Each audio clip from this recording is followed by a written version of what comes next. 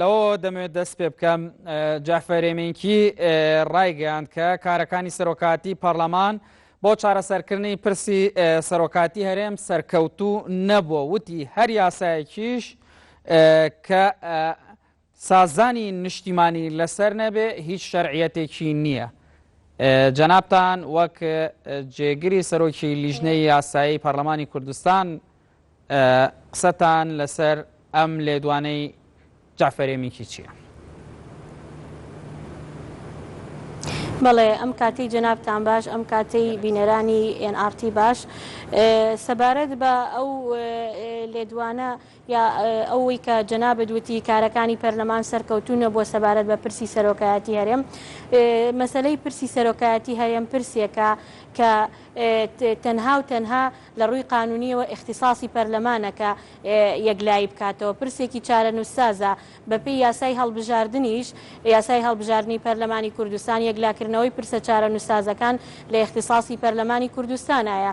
بۆیە ئەوەی کە پەرلەمانی کوردستان پێی هەڵساوە و وەتیاشیدا سەرکەوتوو بووە، هەڵساوە بە ئەرکێکی خۆی کە بەپێی بنەما دەستوریەکان و بەپێی ئەو یاسا بەرکارانەی کە لە غیابی دەستورە ئێمەسە دەستورمان نییە بەرکارن لە هەرێمی کوردستانە، ئەو ئەرکە لە ڕووی قانونیەوە بە پەرلەمانی کوردستان سپێردراوە و سەرکەوتوش بۆ پەرلەمانی کوردستان لەبەر ئەوەی پەرلەمانی کوردستان مەسەلەی پرسی سەرۆکایەتی هەرێم لە مانگی 11 پارەوە هەنگاوی بۆ ناوە بۆ ئەوەی کە یەکلایی بکاتەوانەیە. ئەو کاتە بوو کە پرۆژە یاسایەک بە تەوافق بە سازان لە نێوان لایەنەکانە بۆ گەڕانەوەی دەستور و بۆ پێداچوونەوەی دەستور پێشکەشکرا لە ناو پەرلەمانی کوردستانە، چونکە ئێمە لە پەرلەمانی کوردستان خوازیار بووین کە ئەو پرسە لە ڕێگەی دەستورەوە یەکلایی بکرێتەوە. لە پاشاندا فراکسیۆنی پارتی کە واژۆشیان لەسەر پرۆژەکە کردبوو خۆیان پاشگەز بوونەوە لەو ئیتیفاقی کە کرابوو، بۆیە پرۆژە یاسای ئامادەکردنەوەی دەستور بۆ ڕاپرسی ماوەی 4 مانگ بە سەبەبی فراکسیۆنی پارتیەوە وەستێنرا لە ناو لیژنەی یاسایی لە پەرلەمانی کوردستان. پەرلەمانی کوردستان هەر مرونەتی نواند بۆ ئەوەی شتەکە بە تەوافق بکرێ. دوجار ئەوە بوو یاساکە کاتێ پەسەند کرا و کاتێ لیژنەی دەستوری پێکهات کە ماوەیەکی کەمی مابوو بۆ مەسەلەی پرسی ویلایەتی سەرۆکی هەرێم بوو بە مستەحیلکەوە دەستور لەو کاتەدا تەواو ببێ. بۆیە پەرلەمان بە دوای ڕێگەچارەیەکی تراگەڕا، ئەوە بوو سەرۆکایەتی پەرلەمان کە ئەمە واجبی ئەوانیش نەبوو سەردانی لایەنە سیاسیەکانیان کردیەکە بە یەکە سەردانی لایەنە سیاسیەکانیان کرد بۆ ئەوەی کە داوایان لێ بکەن بسازێن بگەنە سازان دواتر سازانەکەی ئەوان لە ناو پەرلەمانی کوردستاندا لە ڕێگەی یاسایەوە لە یاسایەکەەوە ڕەنگ بداتەوە. ئەوە بوو کە اینجا دوای ئەوە داوای پرۆژەی کرد بەڵێ داوای پرۆژەی کرد لە فراکسیۆنەکان هەموو لایەنەکان فراکسیۆنە لە پرسە چارەنووسسازەکاندا تەنها پەرلەمان دەتوانێتن ینی بڕیار بدات و بۆچی دەیانەوێت ئەم پرسە چارەنووسسازە ببرێتە دەرەوەی پەرلەمان، لە دەرەوەی ئیرادەی پەرلەمانەوە قسەی لەسەر بکرێت؟ بەڵێ وازەحە ئەمە، چونکە وەگوتم پەرلەمانی کوردستان لە یەکێکی تر لە هەنگاوەکان یا سەرۆکایەتی پەرلەمان داوای کرد لە هەموو فراکسیۆنەکان کە پرۆژەی خۆیان بۆ چارەسەری ئەو بابەتە پێشکەش بکەن.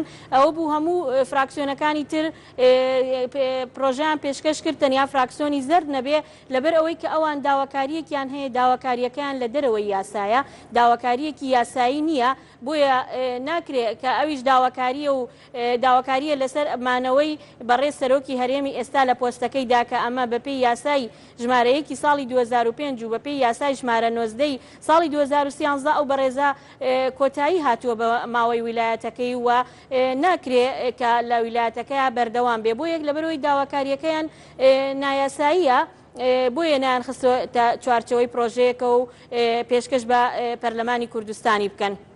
باشە، بە هەموارکردنەوەی ئەم یاسایە جارێکی کە ئێوە دەرفەت بە بارزانی نادەنەوە کە خۆی کاندید بکاتەوە؟ یعنی ئەمە دەرفەتدانەوەیەک نییە بە بارزانی؟ ئەوەی کە لە یاساکەدا هاتووە زۆرتر بۆ ئێمە دوو هەدەفمان هەبووە لە پێشکەشکردنی ئەو پرۆژانە. هەدەفی یەکەمیان ئەوە بووە کە وەکو چارەسەرێک ئەم پرۆژەیە بەکاربهێنین بۆ قەیرانی سەرۆکایەتی هەرێم، چونکە وەگوتمان دەستور لە کاتی خۆیدا ئامادە نابێ و بەڕێز سەرۆکی هەرێم داوای لە کۆمیسیۆن کرد کە هەڵبژاردن لە دەرەوە بکرێ ئەو بوو کۆمیسیۆن و تیلێستادا توانامان نییە، بۆیە ئێمە لەم پرۆژەیەدا داوای ئەوە دەکەین کە سەرۆکی هەرێم لە پەرلەمانی کوردستانەوە هەڵبژێردرێ، کەواتە هەدەفی یەکەممان بۆ چارەسەرکردنی ئەو قەیرانەیە کە ئێستا هەیە. هەدەفی دووەممان ئەوەیە کە ڕێکخستنەوەی دەسەڵاتەکانی سەرۆکی هەرێم بەو شێوەیە کە بگونجێ لەگەڵ نیزامێکی پەرلەمانیە کە لە وڵاتانە هەیە و گۆڕینی سیستمەکە بە سیستمێکی پەرلەمانی. یعنی ئێمە لەم پرۆژانەدا ئەو دوو هەدەفەمانە بووە. لە راپۆرتەکەی لیژنەی یاساییشە لەبەرەوەی پرۆژەکان هەمویان لەم دوو تەوەرەدا هاوڕابوون، ئەم دوو تەوەرە لەناو راپۆرتەکەشان ڕەنگی داوەتەوانێ، بۆیە لە ناو راپۆرتەکەی لیژنەی یاسایی و لە ناو پرۆژەکانیشا هیچ شتێکی لەو بابەتەی تیانە کە فرسەت بدرێتەوە بە بەڕێز سەرۆکی هەرێمی ئێستا کە خۆی کاندید بکاتەوە، چونکە لەبەر ئەوەی ئەوە لە دەرەوەی یاسایە. بەڵام هەرچەندە ئەمە لە دەرەوەی یاساشا، بەڵام پەرلەمانی کوردستان مرونەتی زۆری نواندووە هەر لە بیدایەتەوە کە لە 23 حوزەیران خوێندنەوەی یەکەم بۆ یاساکان کرا لە لیژنەی یاسایی ماوەی 37 ڕۆژ ئێمە وەستانمان چاوەڕێی سازان بووین. دواتر لە لیژنەی یاسایی زیاتر لە جارێک فرسەت درایەوە بەلایەنەکان بۆ ئەوەی بگەنە سازان.